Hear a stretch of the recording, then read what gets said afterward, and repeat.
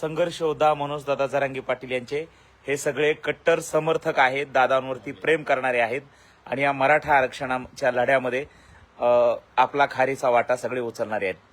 तर मित्रांनो, गंमत अशी आहे, ज्या ठिकाणी मुक्कामाच्या ठिकाणी कराडला आहोत, तर पहिल्यांदा इथे आमची सोय कशा पद्धतीने इथल्या समाज बांधवांनी केली ते दाखवतो तुम्हाला. हे बघा, प्रत्येकासाठी या ठिकाणी अशा पद्धतीने गादी टाकलेली आहे, पांघरण्यासाठी बेडशीट आहे, पाणी पिण्यासाठी एक छोटीशी बॉटल आहे आणि त्याच्यानंतर एक छोटीशी किट, त्याच्यामध्ये ब्रश, कोलगेट, पावडर, मेडिमिक्स साबण आणि शॅम्पू, कंगवा, तेल, हे सगळं या ठिकाणी अशी किट कराडच्या बांधवांनी या ठिकाणी ठेवली आहे. खरंच कौतुक आहे.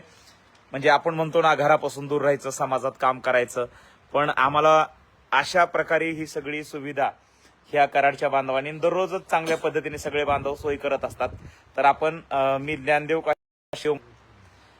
मित्रांनो, थोडंसं इंटरनेट इश्यू आहे, त्याच्यामुळं नेट जात आहे, पण मुक्कामाचं ठिकाण कसं असतं पहिल्यांदा आपल्यासोबत आहेत. माझा परिचय करून देतो. मी ज्ञानदेव काशीद, मला तुम्ही सगळे ओळखत असालच, आणि आपल्यासोबत लाईव्ह आहेत हे सगळे बांधव. ते पहिल्यांदा त्यांचा परिचय देतील आणि मनोजदादांचा दौरा पश्चिम महाराष्ट्रातला कसा आहे ते देखील तुम्हाला सांगतील आणि मुक्कामाच्या ठिकाणची सोय कशी ते सांगतील. जय शिवराय. तुमचं नाव सांगा. मी ॲडव्होकेट घनश्याम रीतापुरे, धाराशिव. या मुक्कामाची सोय अतिशय सुंदर आहे, पण ह्या सोयीपेक्षा आम्हाला महत्वाचं काय वाटतं की मनोजदादांची तब्येत कशी आहे.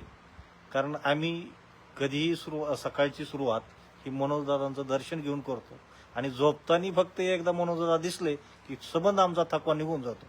त्यामुळे सोयीपेक्षा महत्वाचं आहे की आम्हाला दादांची तब्येत कशी आहे.